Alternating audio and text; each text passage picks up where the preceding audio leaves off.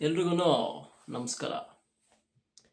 ಇವತ್ತಿನ ವಿಷಯ ಬಂದು ಝೈಗ್ನಾರಿ ಎಫೆಕ್ಟ್ ಬಗ್ಗೆ ಮಾತಾಡಕ್ಕೆ ಹೋಗ್ತಾ ಇದ್ದೀನಿ. ಸ್ವಲ್ಪ ಬಾಯುಣ್ಣಾಗಿದೆ, ಸರಿಯಾಗಿ ಮಾತಾಡೋಕ್ಕಾಗಲ್ಲ. ಓಕೆ, ಇದೊಂದು ಇಂಪಾರ್ಟೆಂಟ್ ಟಾಪಿಕ್ಕು. ಆದ್ದರಿಂದ ಎಲ್ಲರ ಹತ್ರ ಶೇರ್ ಮಾಡ್ಕೊಳ್ಳೋದ್ರಿಂದ ಕೆಲವ್ರಿಗೆ ಯೂಸ್ ಆಗುತ್ತೆ ಅನ್ನೋ ಒಂದು ನಂಬಿಕೆ. ಏನಿದು ಝೈಗ್ನಾರಿಕ್ ಎಫೆಕ್ಟ್ ಅಂತ ಕೇಳೋದಾದರೆ, ತುಂಬ ದಿನದಿಂದ ನಾನು ಒಂದು ಕೆಲಸನ ಮಾಡಬೇಕು ಅಂದ್ಕೊಂಡಿದ್ದೆ. ಒಂದು ಡಾಕ್ಯುಮೆಂಟ್ನ ರೆಡಿ ಮಾಡಬೇಕು, ಒಂದು PPT ರೆಡಿ ಮಾಡಬೇಕು ಅಂತ ನಾನು ತುಂಬ ದಿನದಿಂದ ಯೋಚನೆ ಮಾಡ್ತಾ ಇದ್ದೆ. ಇವಾಗ ಮಾಡೋಣ, ನಾಳೆ ಮಾಡೋಣ, ಮುಂದಿನ ವಾರ ಮಾಡೋಣ ಅಂತ ಹಂಗೆ ತಳ್ಕೊಂಡು ಹೋಗ್ತಾನೆ ಇದ್ದೆ. ಅದು ಏನಾಗ್ತಾ ಇತ್ತು, ಹೋಗ್ತಾ ಹೋಗ್ತಾ ಹೋಗ್ತಾ ಹೋಗ್ತಾ ಯಾವುದೋ ಒಂದು ಮೂಮೆಂಟಲ್ಲಿ ಅದು ತಿರ್ಗಾ ಅದು ಆ ಟಾಸ್ಕಿನ ಮುಗಿಸಿಲ್ಲ, ಅದನ್ನು ಮುಗಿಸ್ಬೇಕು ಅಂತ ಮೈಂಡಲ್ಲಿ ಅದು ತಲೆಯಲ್ಲಿ ಬರ್ತಾ ಇತ್ತು. ಸರಿ ಅಂದ್ಬಿಟ್ಟು ಓಕೆ, ಇದನ್ನು ಮಾಡಬೇಕು, ಯಾಕೆಂದರೆ ಅದೊಂದು ಎಸೆನ್ಷಿಯಲ್ ಥಿಂಗು. ಅದನ್ನು ನಾನು ಮೈಂಡಲ್ಲಿ ಡಿಸೈಡ್ ಮಾಡಿದ್ದೀನಿ. ಅದರ ಔಟ್ಕಮ್ ಏನಾಗುತ್ತೆ, ಅದು ಹೇಗೆ ಅದು ವರ್ಕ್ ಆಗುತ್ತೆ, ಅದರ ಇಂಪಾರ್ಟೆನ್ಸ್ ಏನು ಅಂತ ನನಗೆ ಚೆನ್ನಾಗಿ ಗೊತ್ತು. ಬಟ್ ಹಾಗಿದ್ರೂ ನಾನು ಅದನ್ನು ಆಮೇಲೆ ಮಾಡೋಣ, ಇನ್ನೊಂದು ಸ್ವಲ್ಪ ಹೊತ್ತು ಆದಮೇಲೆ ಮಾಡೋಣ ಅಂತ ಹಾಗೆಯೇ ಅದನ್ನು ಪೋಸ್ಟ್ಪೋನ್ ಮಾಡ್ಕೊಂಡೋಗಿ ಆಲ್ಮೋಸ್ಟ್ 1.5 ತಿಂಗಳಾಗೋಯ್ತು. ಇವಾಗವರೆಗೂ ಏನೂ ಮಾಡೋಕ್ಕಾಗಿಲ್ಲ. ಸೊ ಇದ್ರ ಬಗ್ಗೆ ಯೋಚನೆ ಮಾಡ್ತಾ ಇದ್ದಾಗ ಇದಕ್ಕೂ ಝೈಗ್ನಾರಿಕ್ ಎಫೆಕ್ಟ್ ಅಂದ್ಬಿಟ್ಟು ನಾನು ಒಂದು ಆರ್ಟಿಕಲಲ್ಲಿ ಓದಿದ್ದೆ. ಅದಕ್ಕೂ ಇದಕ್ಕೂ ಲಿಂಕ್ ಆಗ್ತಾ ಇತ್ತು. ಓಕೆ ಅಂದ್ಬಿಟ್ಟು ಇವತ್ತು ಸ್ವಲ್ಪ ಅದ್ರ ಬಗ್ಗೆ ಸ್ವಲ್ಪ ಸ್ಟಡಿ ಮಾಡಿಬಿಟ್ಟು ನಿಮ್ಮ ಹತ್ರ ಹೇಳೋಣ ಅಂತ ಅಂದ್ಕೊಂಡು ಈಗ ಹೇಳ್ತೀನಿ. ಏನು ಅಂದರೆ, ಈ ಝೈಗ್ನಾರಿಕ್ ಎಫೆಕ್ಟ್ ಅಂದರೆ ಏನಂದರೆ, ಒಂದು ಕೆಲಸವನ್ನು ನಾವು ಮಾಡಬೇಕು ಅಂದ್ಕೊಂಡಿರ್ತೀವಿ. ಆ ಕೆಲಸವನ್ನು ನಮ್ಮ ಕೈಲಿ ಮಾಡೋಕ್ಕಾಗದೆ ಅದನ್ನು ಪೋಸ್ಟ್ಪೋನ್ ಮಾಡ್ಕೊಂಡು ಹೋಗ್ತಾ ಇದ್ದರೆ ಅದು ನಮ್ಮ ಮೈಂಡಲ್ಲಿ ಕಂಟಿನ್ಯೂಸ್ ಆಗಿ ಒಂದು ಮೂಮೆಂಟಲ್ಲಿ ಅದು ನಿಮಗೆ ಜ್ಞಾಪಿಸುತ್ತೆ. ಈ ಕೆಲಸ ಇನ್ನೂ ಮಾಡಿಲ್ಲ, ಅದನ್ನು ಕಂಪ್ಲೀಟ್ ಮಾಡಬೇಕು ಅಂತ ಅದು ತಲೆಯಲ್ಲಿ ಓಡುತ್ತೆ. ತಲೆಯಲ್ಲಿ ನಿಮಗೆ ಒಂದು ಹಿಂಟ್ ಥರ, ಒಂದು ಫ್ಲ್ಯಾಶ್ ಥರ ಆವಾಗ ನಿಮಗೆ ಅದು ಹಿಂಟ್ ಕೊಡ್ತಾ ಇರುತ್ತೆ, ಒಂದು ಥಾಟಾಗಿ ಬಂದು ಹೋಗ್ತಾ ಇರುತ್ತೆ. ಆ ಟೈಮಲ್ಲೂ ನೀವು ಆ ಕೆಲಸನ ಮಾಡದೆ ಹಾಗೆ ನೆಕ್ಸ್ಟ್ ಅಂತ ಪೋಸ್ಟ್ಪೋನ್ ಮಾಡ್ಕೊಂಡು ಹೋಗ್ತಾ ಇರ್ತೀರಾ ಅಂತ ಇಟ್ಕೊಳ್ಳಿ. ಅದರಲ್ಲಿ ಏನು ದೊಡ್ಡದೇನು ನಿಮಗೇನು ಲಾಭ ನಷ್ಟ ಅಂತ ಹೇಳಕ್ಕೆ ಬರಲ್ಲ. ಬಟ್ ಇದರಿಂದ ಯಾವ ಒಂದು ಪರಿಣಾಮ ಆಗುತ್ತೆ ಅನ್ನೋದಾದರೆ, ಇದರಿಂದ ಏನಾಗುತ್ತೆ ಅಂದರೆ, ಮೋಸ್ಟ್ ಆಫ್ ದ ಪೀಪಲ್ ಬಂದು ಆ ಕೆಲಸವನ್ನು ಮಾಡೋದಕ್ಕೆ ಎಲ್ಲರ ಕೈಯಲ್ಲೂ ಆಗುತ್ತೆ. ಬಟ್ ಅವರು ಪೋಸ್ಟ್ಪೋನ್ ಮಾಡ್ತಾ ಇರೋದ್ರಿಂದ ಅವ್ರ ಮೈಂಡಲ್ಲಿ ಕೆಲವು ಚೇಂಜಸ್ ಆಗುತ್ತೆ. ಅದು ಯಾವ ಥರ ಅಂದರೆ, ಅವ್ರಿಗೇನೆ ಒಂಥರ ಗಿಲ್ಟ್ ಫೀಲ್ ಬಂದ್ಬಿಡುತ್ತೆ. ಹಂಗೇನೆ, ಅಯ್ಯೋ ನನ್ನ ಕೈಲಿ ಮಾಡೋಕ್ಕೆ ಆಗಲ್ವೇನೋ, ನನ್ನ ಕೈಲಿ ಯಾವ ಕೆಲಸನೂ ಮಾಡೋಕ್ಕೆ ಆಗಲ್ವೇನೋ, ಆ ಥರ ಅವ್ರಿಗೆ ಗಿಲ್ಟ್ ಫೀಲ್ ಬಂದ್ಬಿಡುತ್ತೆ. ಹೆಂಗೆ ಅಂದರೆ, ಫಾರ್ ಎಕ್ಸಾಂಪಲ್, ಈ ಝೈಗ್ನಾರಿಕ್ ಎಫೆಕ್ಟ್ ಮೇಲೆ ಒಂದು ಎಕ್ಸಾಂಪಲ್ ಹೇಳೋದಾದರೆ, ನಿಮ್ಮ ಮನೆಯಲ್ಲಿ ಒಂದು ಕಾರ್ನರಲ್ಲಿ ಒಂದು ಚೂರು ಕಸ ಇರುತ್ತೆ. ಆ ಕಸನ ನೀವು ಎತ್ಕೊಂಡು ಕ್ಲೀನ್ ಮಾಡಿಬಿಟ್ಟು ಹೋಗಿ ಆಚೆ ಬಿಸಾಕಬೇಕು. ಬಟ್ ನೀವೇನು ಮಾಡ್ತೀರಾ, ಆ ಕಸ ಇರೋ ಜಾಗನ ಬಿಟ್ಬಿಟ್ಟು ಮನೆಯೆಲ್ಲ ನೀವು ಕ್ಲೀನ್ ಮಾಡ್ಕೊಂಡು ಬರ್ತೀರಾ. ಅಲ್ಲಿ ಏನಾಗುತ್ತೆ ಅಂದರೆ, ಆ ಕಸ ಹಾಗೆ ಇರುತ್ತೆ, ಬಟ್ ನೀವು ಮನೆಯೆಲ್ಲ ಕ್ಲೀನ್ ಮಾಡ್ಕೊಂಡು ಬರ್ತೀರಾ. ಅದರಲ್ಲಿ ಅರ್ಥನೇ ಇಲ್ಲ. ಆಗ ನೀವು ತಿರ್ಗಾ ಕಸ ನೋಡ್ತೀರಾ, ತಿರ್ಗಾ ಮನೆಯೇ ಕ್ಲೀನ್ ಮಾಡ್ಕೊಂಬರ್ತೀರಾ. ತಿರ್ಗಾ ಆ ಜಾಗನ ಬಿಟ್ಬಿಟ್ಟು ತಿರ್ಗಾ ಬರೀ ಮನೆಯನ್ನೆಲ್ಲ ಕ್ಲೀನ್ ಮಾಡ್ಕೊಂಡು ಬರ್ತಾಯಿದ್ರೆ ಆ ಜಾಗ ಕ್ಲೀನ್ ಆಗಿರಲ್ಲ. ಅದೇ ಥರನೇ ನೀವು ಆ ಕೆಲಸ ಮಾಡದೇ ಇದ್ದರೆ, ನೀವು ಹೊರಗಡೆ ಇರೋವಂಥದ್ದು ಏನೇ ಕೆಲಸ ಮಾಡ್ಕೊಂಡು ಬಂದ್ರೂ ನಿಮಗೆ ಒಂದು ತೃಪ್ತಿ, ಒಂದು ಫೀಲ್ ಅನ್ನೋದು ನಿಮಗೆ ಸಿಕ್ಕಲ್ಲ. ಫಾರ್ ಎಕ್ಸಾಂಪಲ್, ಒಂದು ಸ್ಟೂಡೆಂಟು ಎಕ್ಸಾಮಿಗೆ ಓದಬೇಕು ಅಥವಾ ಏನೋ ಒಂದು ಕಂಪ್ಲೀಟ್ ಮಾಡಬೇಕು ಒಂದು ಸಿಲಬಸ್ನ. ಅವನೇನು ಮಾಡ್ತಾನೆ, ಸ್ವಲ್ಪ ಹೊತ್ತು ಒಂದೊಂದು ಅರ್ಧ ಅವರ್ ಗೇಮ್ ಆಡಿಬಿಟ್ಟು ಆಮೇಲೆ ಓದೋಣ, ಇನ್ನೊಂದು ಸ್ವಲ್ಪ ಹೊತ್ತು ಆಚೆ ಹೋಗ್ಬಿಟ್ಟು ಫ್ರೆಂಡ್ಸ್ ಜೊತೆ ಆಟ ಆಡ್ಕೊಂಬಂದ್ಬಿಟ್ಟು ಆಮೇಲೆ ಓದೋಣ, ಇಲ್ಲ ಒಂದು ಮೂವಿ ನೋಡ್ಬಿಟ್ಟು ಆಮೇಲೆ ಓದೋಣ ಅಂತ ಏನೋ ಒಂದು ಟಾಸ್ಕ್ ಹಾಕ್ಕೊಂಡು ಅವನು ಆಮೇಲೆ ಓದೋಣ ಅಂದ್ಕೊಂಡು ಇರ್ತಾನೆ. At the end of the day ಅದು ಅವನು ಮಾಡಲ್ಲ. ಅದು 2ನೇ ದಿನವೂ ಹಾಗೆ ಹೋಗುತ್ತೆ, 3ನೇ ದಿನವೂ ಹಾಗೆ ಹೋಗುತ್ತೆ. ಅದು ಹಾಗೆ ಹೋಗ್ತಾ ಆ ಸ್ಟೂಡೆಂಟ್ ಹೆಂಗೆ ಹೋಗ್ತಾನೆ ಅಂದರೆ, ಅವ್ನ ಕೈಲಿ ಆ್ಯಕ್ಚುಲಾಗಿ ಆ ಕಾನ್ಸೆಪ್ಟ್ ಓದೋಕ್ಕೆ ತುಂಬ ಈಸಿ, ಅವ್ನ ಕೈಲಿ ಆಗುತ್ತೆ. ಬಟ್ ಅವ್ನು ಪೋಸ್ಟ್ಪೋನ್ ಮಾಡ್ತಾ ಇರೋದ್ರಿಂದ ಅವ್ನ ಮೈಂಡಲ್ಲಿ ಒಂದು ಬಿಲೀಫ್ ಬಂದ್ಬಿಡುತ್ತೆ, ನನ್ನ ಕೈಲೇನು ಮಾಡೋಕ್ಕಾಗಲ್ಲ, ಈ ಸಿಂಪಲ್ ಟಾಸ್ಕ್ನೇ ನನ್ನ ಕೈಲಿ ಮಾಡೋಕ್ಕಾಗ್ತಾ ಇಲ್ಲ, ಇನ್ನು ಹೊರಗಡೆ ಇರೋದನ್ನು ಹೇಗೆ ನಾನು ಮಾಡ್ತೀನಿ ಅನ್ನೋ ಒಂದು ಥಾಟ್ ಬಂದು ಅವ್ನು ಯೋಚನೆ ಮಾಡದೇ ಇದ್ರೂ ಅವ್ನ ಸಬ್ಕಾನ್ಷಿಯಸ್ ಥಾಟಲ್ಲಿ ಅದು ಓಡ್ತಾ ಇರುತ್ತೆ. ಅದರಿಂದ ಅವನಿಗೆ ಗಿಲ್ಟ್ ಫೀಲ್ ಬಂದ್ಬಿಡುತ್ತೆ. ಆ ಗಿಲ್ಟ್ ಫೀಲಿಂದ ಏನಾಗುತ್ತೆ, ಅದೇನು ಹೇಳ್ತಾರೆ, ಅನ್ಹೆಡೋನಿಯಾ ಅಂದ್ಬಿಟ್ಟು ಒಂದು ಟರ್ಮ್ ವರ್ಡ್ ಇದೆ, ಅನ್ಹೆಡೋನಿಯಾ.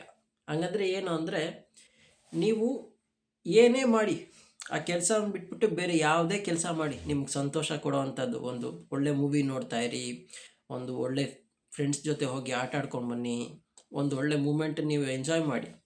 At the end of the day ಬಂದು ನೀವು ಕಂಪ್ಲೀಟ್ ಪ್ಲೆಷರ್ನ ನೀವು ಫೀಲೇ ಮಾಡೋಕ್ಕಾಗಲ್ಲ.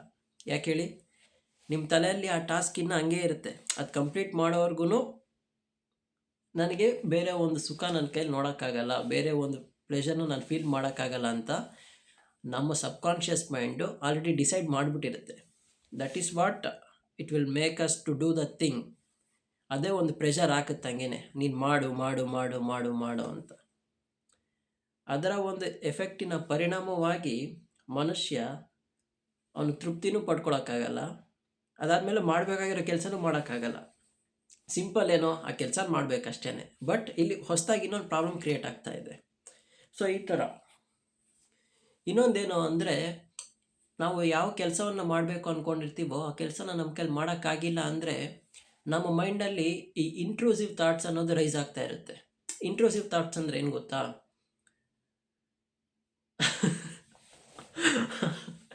ಓಕೆ, ನನಗೂ ಆವಾಗ ಬರ್ತಾ ಇತ್ತು.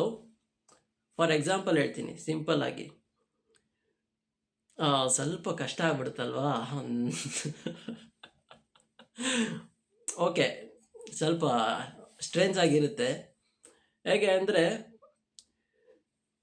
ಮಂಗಳಾರತಿ ಮಾಡ್ತಾ ಇರ್ತಾರೆ ಅಂತ ಇಟ್ಕೊಳ್ಳೋಣ ದೇವ್ರ ಮುಂದೆ.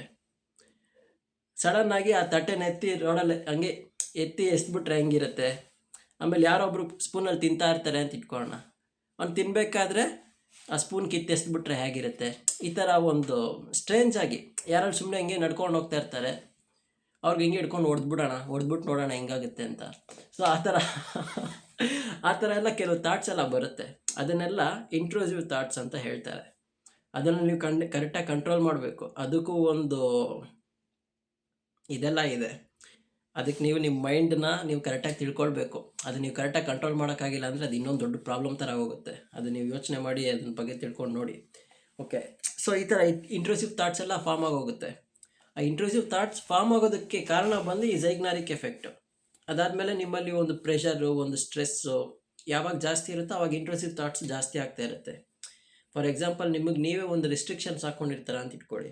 ಇವಾಗ ನಾನು ಈ ಕಡೆ ಏನೇ ಆದ್ರೂ ನೋಡಬಾರ್ದು ಅಂತ ಅಂದ್ಕೊಂಡು ನೀವು ಆ ಕಡೆನೇ ನೋಡೋಕ್ಕೆ ಹೋಗಲ್ಲ, ಹಂಗೆ ಆ ಕಡೆ ನೋಡ್ದಿರಂಗೆ ನಡ್ಕೊಂಡು ಹೋಗ್ತೀರಾ. ಅಲ್ಲಿ ಏನಾಗುತ್ತೆ, ಒಂದು ಸ್ಟ್ರೆಸ್ ಇರುತ್ತೆ. ಆ ಕಡೆ ನಾನು ನೋಡಬೇಕು ಅಂತ ಮನಸ್ಸಲ್ಲಿ ಇದ್ರೂ ನೋಡಬಾರ್ದು ಅಂತ ನೀವು ಕಾನ್ಷಿಯಸ್ ಆಗಿ ನಿಮ್ಮ ಮೈಂಡಿಗೆ ಒಂದು ಇದು ಕೊಡ್ತಾ ಇದ್ದಾರೆ, ಇನ್ಸ್ಟ್ರಕ್ಷನ್ನು. ಅವಾಗ ಏನಾಗುತ್ತೆ, ಅಲ್ಲೊಂದು ಸ್ಟ್ರೆಸ್ ಫಾರ್ಮ್ ಆಗುತ್ತೆ. ಸೊ ಆ ಥರ ಒಂದು ಕಲೆಕ್ಟಿವ್ ಫಾರ್ಮ್ ಆಫ್ ಸ್ಟ್ರೆಸ್ಸು ಒಂದು ಪೀಕಲ್ಲಿ ಜಾಸ್ತಿ ಆದಾಗ ನಿಮಗೆ ಇಂಟ್ರೂಸಿವ್ ಥಾಟ್ಸ್ ಅನ್ನೋದು ಸ್ಟಾರ್ಟ್ ಆಗುತ್ತೆ. ಸೊ ಈ ಥರ. ಓಕೆ, ಅದು ಟಾಪಿಕ್ ಬೇರೆ ಆಗೋಯ್ತು. ಸೊ ಈ ಝೈಗ್ನಾರಿಕ್ ಎಫೆಕ್ಟ್ ಇಂದ ಏನಾಗುತ್ತೆ ಅಂದರೆ, ಮನುಷ್ಯ ಅವನಿಗೆ ಗೊತ್ತಿಲ್ಲದೆ ಇರೋಂಗೆ ಡಿಪ್ರೆಷನ್ಗೆ ಹೋಗ್ಬಿಡ್ತಾನೆ. ಅದಾದಮೇಲೆ ಅವನಿಗೆ ಮಾಡಬೇಕಾಗಿರೋ ಕೆಲಸವನ್ನು ಅವ್ನು ಕರೆಕ್ಟಾಗಿ ಮಾಡಲ್ಲ. ಆ ಡಿಪ್ರೆಷನ್ ಇನ್ ದ ಸೆನ್ಸ್ ಅವನಿಗೊಂದು ಆ್ಯಂಗ್ಸೈಟಿ ಫೀಲ್ ಆಗೋಗುತ್ತೆ. ಆ್ಯಂಗ್ಸೈಟಿ ಅಂದ್ರೇನು? ಅವ್ನ ಕೈಲಿ ಮಾಡೋಕ್ಕಾಗುವಂಥ ಕೆಲಸವನ್ನು ಅವ್ನ ಕೈಲಿ ಮಾಡೋಕ್ಕಾಗದೇ ಇರೋ ಥರ ಅವನು ನಂಬೋ ಥರ ಆಗೋಗುತ್ತೆ. ಅಂಥ ಒಂದು ಪಾಯಿಂಟಲ್ಲಿ ಅವ್ನಿಗೆ ಆ್ಯಂಗ್ಸೈಟಿ ಫೀಲ್ ಆಗುತ್ತೆ. He can do that, but he can't do that because of ಅವನು ತಲೆಯಲ್ಲಿ ಏನೋ ಒಂದು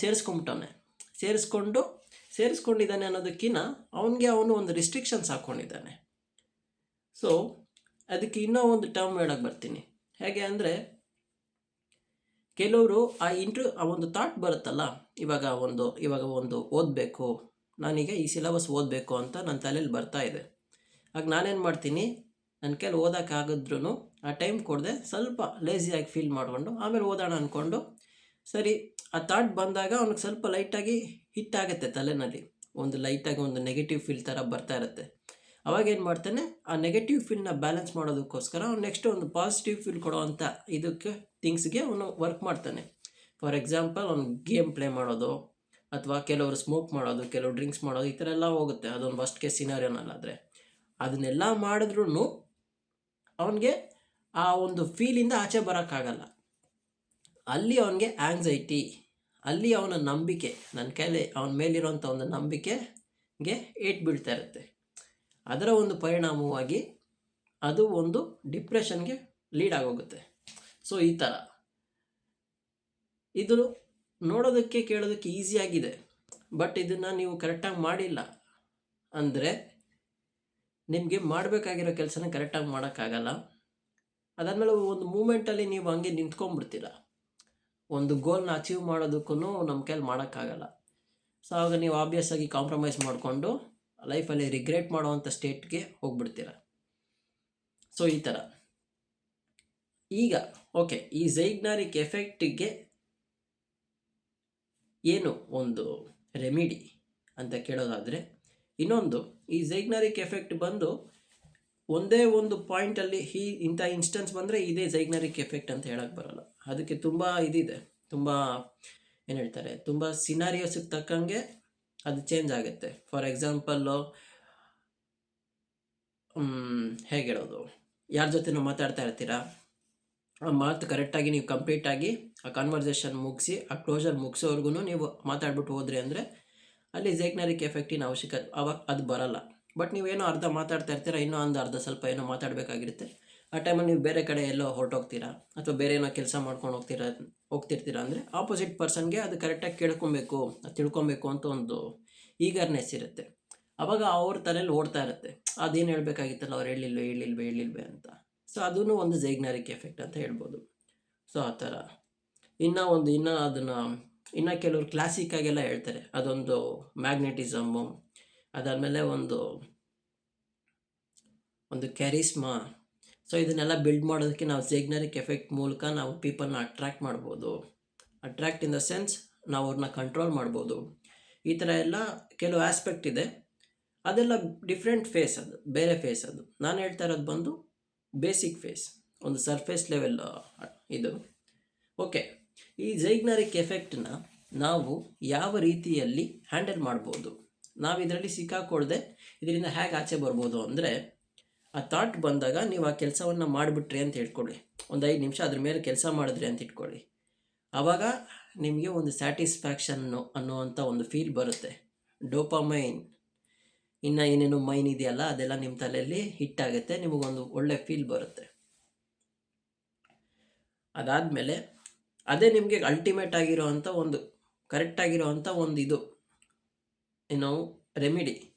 ಅದನ್ನು ಮಾಡೋಕ್ಕಾಗಿಲ್ಲ ಅಂದರೆ ನೀವು ಅದಕ್ಕೆ ತಕ್ಕಂಗೆ ಕರೆಕ್ಟಾಗಿ ಹೆಂಗೆ ಪ್ಲ್ಯಾನು, ಎಲ್ಲಿಂದ ಸ್ಟಾರ್ಟ್ ಮಾಡೋದು, ಹೇಗೆ ಮುಗಿಸೋದು, ಏನು ಪ್ರೋಸೆಸ್ಸು, ಏನು ಟೈಮ್ ತೊಗೊಳುತ್ತೆ, ಈ ಥರ ಒಂದು ಕರೆಕ್ಟಾಗಿ ಅದಕ್ಕೆ ಮೇಲೆ ನೀವು ಮಾಡಬೇಕಾಗಿರೋವಂಥ ಟಾಸ್ಕ್ ಮೇಲೆ ನೀವು ಪ್ಲ್ಯಾನ್ ಹಾಕ್ಕೊಂಡು ಅದಕ್ಕೋಸ್ಕರ ಸ್ವಲ್ಪ ಟೈಮ್ ಸ್ಪೆಂಡ್ ಮಾಡಿಬಿಟ್ಟು ಅದಕ್ಕೆ ನೀವು ಕರೆಕ್ಟಾಗಿ ಏನೋ ಒಂದು ಅಬ್ರಿವೇಷನ್ ಇನ್ ದ ಸೆನ್ಸ್ ಅದನ್ನು ಹೇಗೆ ಮಾಡೋದು, ಹೇಗೆ ಮುಗಿಸೋದು ಅನ್ನೋದು ಆ ಥರ ಥಿಂಕ್ ಮಾಡಿ ನೀವು ಅದ್ರ ಮೇಲೆ ಒಂದು ಸ್ವಲ್ಪ ಕಮೆಂಟ್ರಿ ಬರೆದು ಇಟ್ಕೊಂಡ್ರಿ ಅಂದರೆ ಆವಾಗ ಆ ಝೈಗ್ನಾರಿಕ್ ಎಫೆಕ್ಟಿನ ಲೆವೆಲ್ ಸ್ವಲ್ಪ ಕಡಿಮೆ ಆಗುತ್ತೆ. ಈ ಥರ ಮಾಡೋದ್ರಿಂದ ನಿಮಗೆ ಸ್ವಲ್ಪ ಮೈಂಡ್ ಸ್ವಲ್ಪ ರಿಲೀಫ್ ಆಗಿರುತ್ತೆ. ಆಮೇಲೆ ನೀವು ಆ ಕೆಲಸ ಮಾಡಬೇಕಾಗಿರೋದ್ರ ಮೇಲೆ ನೀವು ಖಂಡಿತ ಕೆಲಸ ಮಾಡಲೇಬೇಕು, ಅದ್ರ ಮೇಲೆ ಬೇರೆ ದಾರಿ ಇಲ್ಲ. ಯಾಕೆಂದರೆ ನೀವೇ ಅದು ನಿಮ್ಮ ತಲೆಯಲ್ಲಿ ಹಾಕ್ಕೊಂಡಿರೋದು, ನಾನು ಈ ಕೆಲಸ ಮಾಡಬೇಕು, ಅದು ಮಾಡಬೇಕು ಅಂತ ನೀವು ಎಷ್ಟು ಇಂಪಾರ್ಟೆಂಟಾಗಿ ನಿಮ್ಮ ತಲೆಯಲ್ಲಿ ಹಾಕಿ ಇಟ್ಕೊಂಡಿರ್ತೀರೋ, ನೀವು ಯಾವಾಗ ಆ ಕೆಲಸವನ್ನು ಮಾಡದೆ ಹೋಗ್ತೀರೋ ಅದು ಹಾಗೇ ನಿಮಗೆ ಪ್ರೆಷರ್ ಹಾಕೋಕ್ಕೆ ಸ್ಟಾರ್ಟ್ ಆಗೋಗುತ್ತೆ. ಅದು ಒಂದು ಸಬ್ಕಾನ್ಷಿಯಸ್ ಮೈಂಡ್ ಲೆವೆಲ್ಗೆ ಹೊರಟೋಗುತ್ತೆ ಹೋಗ್ತಾ. ಬಟ್ ಅದು ಮೋಸ್ಟ್ ಆಫ್ ದ ಪೀಪಲ್ಗೆ ಅದು ಹೋಗಲ್ಲ ಅಂಟಿಲ್ ಆರ್ ಅನ್ಲೆಸ್ ಅವ್ರು ಎಷ್ಟು ನಂಬಿಕೆಯಿಂದ ಆ ಕೆಲಸವನ್ನು ಮಾಡಬೇಕು, ಎಷ್ಟು ಏನದು ದೃಢ ನಂಬಿಕೆ ಅಂತಾರ, ಎಷ್ಟು ವಿಲ್ ಹಾಕಿರ್ತಾರೆ ಅದ್ರ ಮೇಲೆ ಡಿಪೆಂಡ್ ಅದು. ಸೊ ಈ ಥರ. ಓಕೆ, ಸ್ವಲ್ಪ ಕ್ಲಾರಿಟಿ ಸಿಕ್ಕಿರುತ್ತೆ ಅಂತ ಅಂದ್ಕೊಂಡಿದ್ದೀನಿ. ಏನಾದರೂ ಡೌಟ್ ಇದ್ದರೆ ಕಮೆಂಟಲ್ಲಿ ಕೇಳಿ, ಗೊತ್ತಿರೋ ಅಷ್ಟು ಹೇಳ್ತೀನಿ. ಥ್ಯಾಂಕ್ ಯು, ನಮಸ್ಕಾರ.